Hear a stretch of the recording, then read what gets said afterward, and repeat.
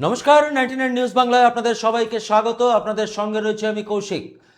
আর সকাল থেকে যে খবরে আমরা নজর রেখেছি, বঙ্গোপসাগরে গভীর নিম্নচাপের জেরে তুমুল বৃষ্টি দক্ষিণবঙ্গ সহ ঝাড়খণ্ডে, এবং কার্যত এই বৃষ্টির জেরেই বানভাসী আসানসোলের ছবি আমরা সকাল থেকে দেখাচ্ছি, এবং সেই ছবি আরও একবার আপনাদের দেখাবো। এবারে পাঁচগাছিয়াতে বারাবণীর বাড়ি ধসে পড়লো, একেবারেই কাঁচা বাড়ি। সাগু সাহ নামে এক ব্যক্তি, তার বাড়ি কিন্তু সেখানে ধসে পড়েছে, এবং সেই বাড়ি ধসার ছবি আমরা দেখাচ্ছি বারাবণীর পাঁচগাছিয়া থেকে সরাসরি। আপনাদেরকে আরো একবার জানিয়ে রাখি, অন্যদিকে আসানসোলের রেলপাড়ের বানভাসী অবস্থা অবশ্যই করে সে খবরও আপনাদের দেখাবো। প্রথমে পাঁচগাছিয়ার ছবি দেখাচ্ছি বারাবণীর বাড়ি ধসে পড়েছে সেখানে। আমাদের সঙ্গে রয়েছে আমাদের প্রতিনিধি সঞ্জয় যাদব। আমি সরাসরি সঞ্জয়ের কাছে চলে যাব। সঞ্জয়, একেবারেই কাঁচা বাড়ি ভেঙে পড়েছে, কিন্তু আবাস যোজনার পাকা বাড়ি কেন পায়নি এই ভদ্রলোক, কি বলবে?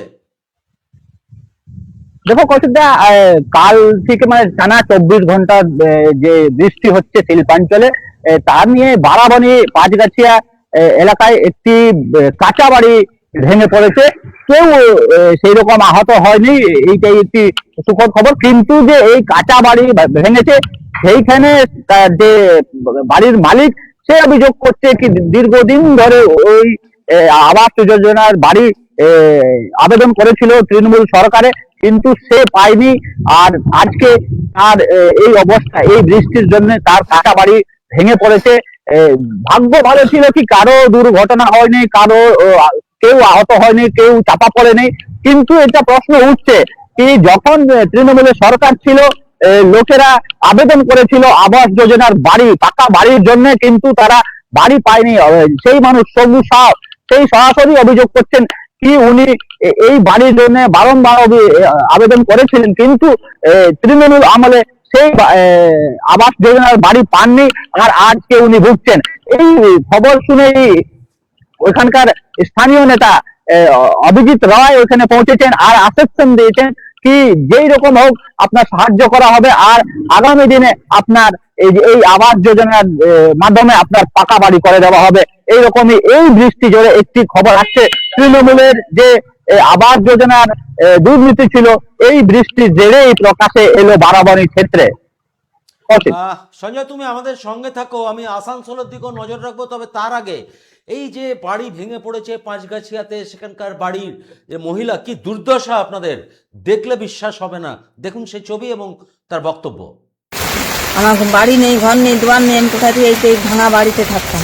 আগে অনেকবারই আমার বাড়ি এসেছে, কিন্তু দেখে গিয়েছে, ঘর দেয়নি আমার কোনোদিন। এই ঘর দিব করে কত বছর ঘর কেটে গেল। ওই ঘরে আমার দুটো বাচ্চা বড় হয়েছে, ওই ভিটা ঘরে এসে তো এক হাতে করে জল ঢুকে যেত, কিন্তু দেখে যেত, কিন্তু কোনোদিন বলে না যে আমার ঘর দেবে। এখন কি হয়েছে তোমার বাড়ি? এখন আমার বাড়ি ভেঙে গেছে, পড়ে গেছে বৃষ্টিতে। হ্যাঁ, বৃষ্টিতে পড়ে গেছে। ওই বাড়িতেই আছি, কি করবো, কোথায় যাবো? কাউকে জানালেন? কেউ এসেছিল?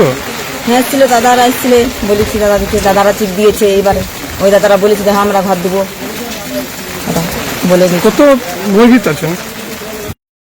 ঘটনার খবর পেয়ে ঘটনাস্থলে পৌঁছেছিলেন এলাকার স্থানীয় বিজেপি নেতা অরিজিৎ রায়। তিনি ঠিক কি বলেছেন শুনবো। অভিজিৎ রায়: এটা তো প্রতিদিনের গল্প আছে যে এরা যারা প্রকৃত ঘর পাওয়ার যোগ্য, তাদেরকে বিগত সরকার, যারা তৃণমূল সরকার, তারা ঘর দেয়নি। ঘর দিয়েছে তাদের নিজেদের আত্মীয় স্বজনকে। দালান ঘর আবার দোতলা হয়েছে, কিন্তু এদের ঘরটা দেখুন রাত্রিবেলায় পড়ে গেছে। আমি দেখলাম গরু, ছাগল, মুরগি, তাদের থেকেও খারাপ অবস্থায় রয়েছে এই সবু সাহ, তাদের পরিবার। এবং তারা তাদের কথা মতোই তাদের কাছ থেকে শুনতে পাচ্ছি যে তাদেরকে অনেকবার এসছে, কিন্তু তাদের জন্য কোনো ঘর টর বিগত সরকার, তৃণমূল সরকার কোনো ঘর দেয়নি। কি অবস্থা দেখুন, পুরো বাচ্চা নিয়ে থাকে, বাচ্চাদের উপর যে এগুলো পড়ে যায়নি। আমরা কিছু ব্যাগ ট্যাগ, কম্বল কাঁথা কিছু আমাদের ছেলেরা এখান থেকে বার করলো। মানে একদম খুবই বাজে অবস্থা, খুবই বিধ্বস্ত অবস্থা, খুব আতঙ্কিত অবস্থার মধ্যে আছে দেখুন এই মুহূর্তে। ভয়াবহ বিপর্যয়ের ছবি বারাবণী থেকে তুলে এনেছে আমাদের প্রতিনিধি সঞ্জয় যাদব। একেবারে এই প্রবল বৃষ্টিতেই কিন্তু মাটির কাঁচা বাড়ি ভেঙে পড়েছে। সৌভাগ্যবশত কেউ আহত হয়নি এই ঘটনার জেরে, কিন্তু বাড়ি ভেঙে একেবারে গৃহহীন হয়ে পড়েছে এই পরিবার এবং একেবারে সরাসরি বিগত সরকার তৃণমূল সরকারের দিকেই অভিযোগের আঙুল যে আবাস যোজনার বাড়ি বারংবার আবেদন সত্ত্বেও সেই বাড়ি এখনো পর্যন্ত মেলেনি। অন্যদিকে আমি আসানসোলের রেলপাড়ের ছবিটা দেখাবো, সেখানেও ভয়াবহ বিপর্যয়ের চিত্র।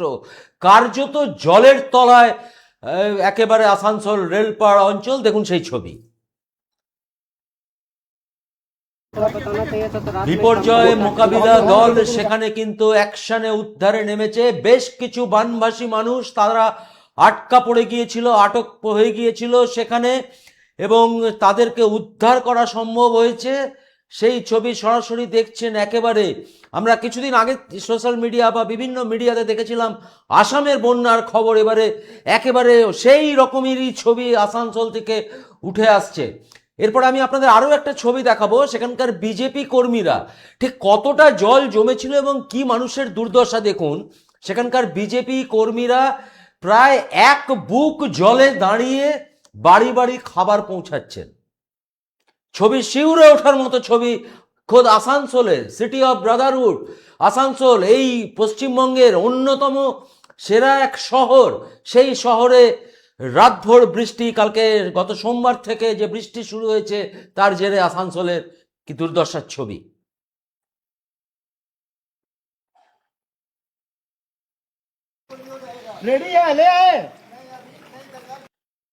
বিজেপি কর্মীরা তারা বাড়ি বাড়ি খাবার পৌঁছাচ্ছেন, পাউরুটি, দুধের প্যাকেট, এমনটাই ছবিতে ধরা পড়ছে।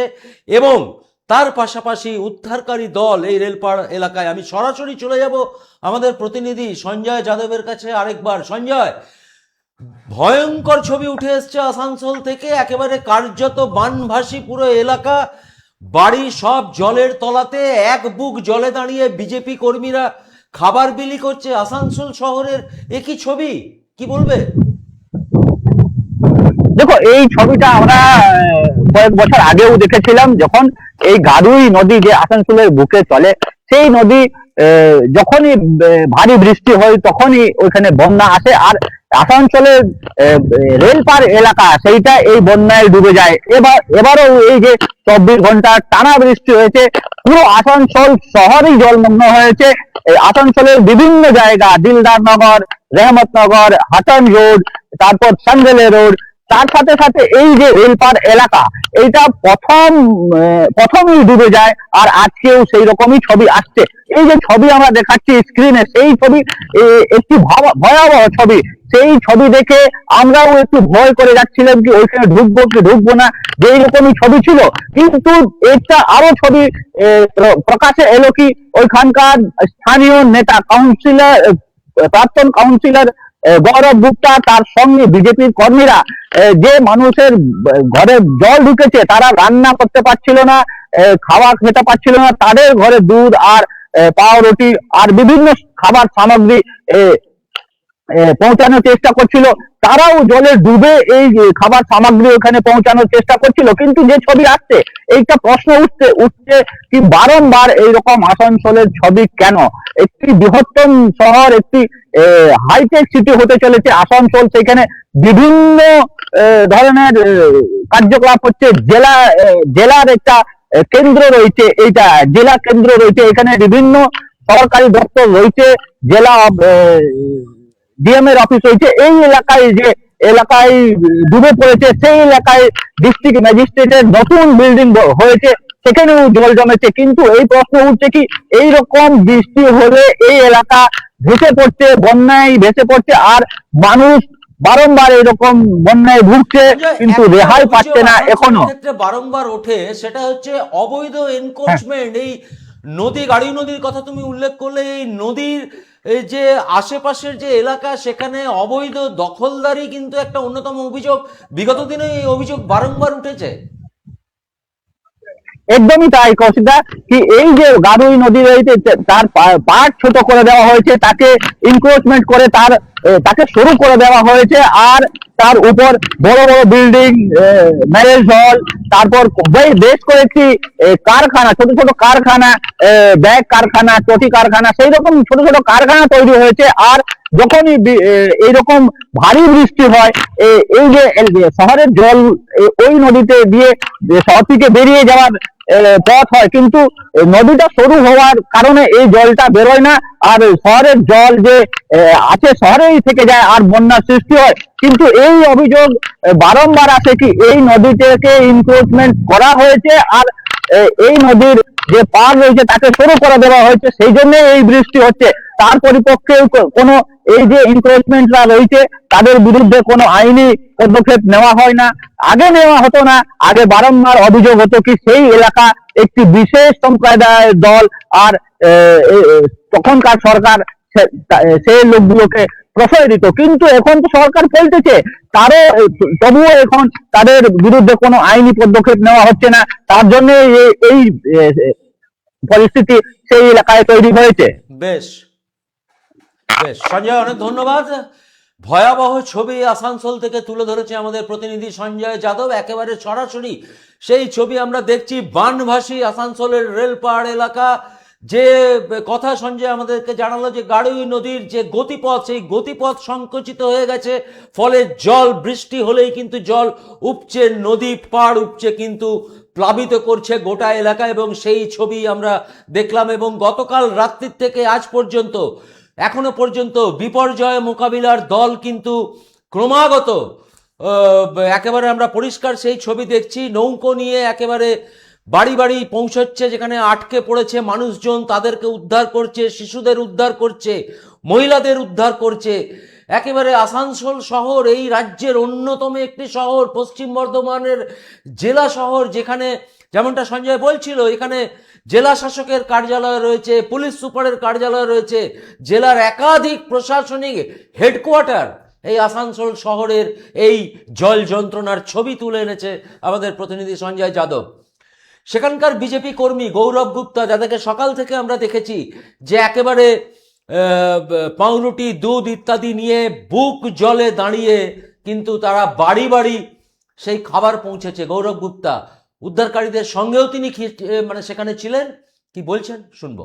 आपदा तो कभी भी आ सकता है, लेकिन उसमें जो राहत व्यवस्था होता है, ये करने के लिए इतना त्वरित कार्रवाई, इतना जल्दी जो व्यवस्था हुआ, इसके लिए हम लोग के माननीय मुख्यमंत्री शुभेंदु अधिकारी जी और हमारे स्थानीय विधायक कृष्णेंदु मुखर्जी जी को हम लोग पूरे इलाके की तरफ से बहुत बहुत धन्यवाद देना चाहते हैं। आज उनका ध्यान इलाके की तरफ में, इसलिए इतना जल्दी जल्दी सब व्यवस्था मिला। पूरा टीम आए हैं, सबको अपना जान जोखिम में डाल के लगे हुए हैं लोगों को मदद करने में। इसके लिए हम लोग को राज्य सरकार को, माननीय मुख्यमंत्री शुभेंदु अधिकारी जी को और हमारे स्थानीय विधायक कृष्णेंदु मुखर्जी जी को बहुत बहुत धन्यवाद। বিপর্যয় উদ্ধারকারী দলরা গতকাল থেকেই বহু মানুষকে এই বিপর্যয় থেকে উদ্ধার করেছেন। এরকমই উদ্ধার হওয়া এক ব্যক্তি আমাদের সামনে কথা বললেন, কি বললেন শুনুন। से पानी स्टार्ट हुआ है, उसी समय सब लगते हैं। पहले तो अगर पानी कम रहेगा तो रात को नहीं निकलते हैं। अगर पानी का लेवल धीरे धीरे बहुत ऊंचा हो गया तो हम लोग रूम से छत पे चले गए। अच्छा, छत पे हम लोग रुकने का व्यवस्था था, वहीं रुके हुए थे हम लोग। तो अभी आप गौरव तो रेस्क्यू किया? हाँ हाँ, हम लोग रेस्क्यू करके वहाँ से निकाला गया, क्योंकि पानी का लेवल बहुत ऊंचा था। अभी तो थोड़ा डाउन हुआ है, इससे पहले बहुत पानी का लेवल हम लोग से ऊंचा था, तो हम निकल नहीं सकते थे। आपका नाम? आपका ভয়াবহ জল যন্ত্রণার ছবি আসানসোলের রেলপাড় এলাকার 27 নম্বর ওয়ার্ড সহ বিভিন্ন 25 নম্বর ওয়ার্ড, 26 নম্বর ওয়ার্ড ইত্যাদি বিভিন্ন ওয়ার্ড কার্যত জলের তলায়। একেবারে বানভাসী আসানসোল, এ রাজ্যের অন্যতম গুরুত্বপূর্ণ শহর, অন্যতম জেলা সদর পশ্চিম বর্ধমানের সেই আসানসোলের জল যন্ত্রণার ছবি তুলে এনেছেন আমাদের প্রতিনিধি সঞ্জয় যাদব।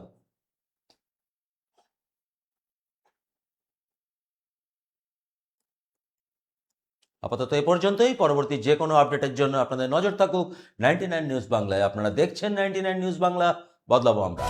আপনারা দেখছেন 99 নিউজ বাংলা, বদলাবো আমরা।